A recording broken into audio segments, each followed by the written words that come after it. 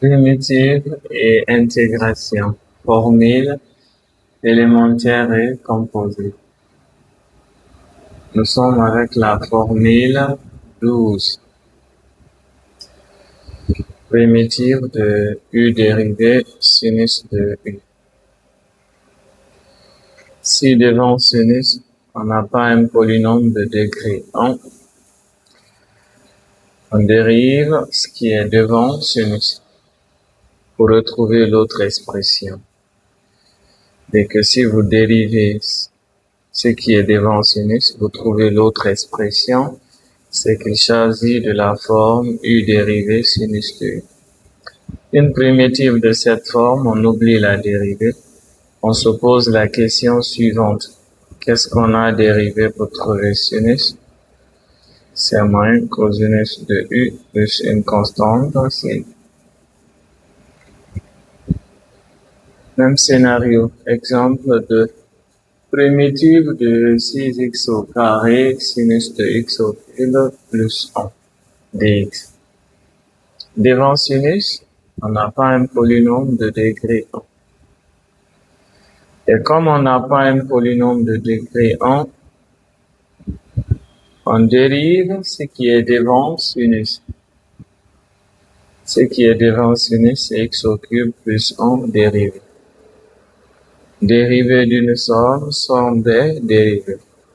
On va dériver x au cube, écrit l'exposant. X exposant 3 moins 1, c'est 2. 1 n'est pas multiplié par la variable x à dériver, c'est 0. On doit donc retrouver 3x carré. Bon, pour retrouver 3x carré, il faut décomposer 6.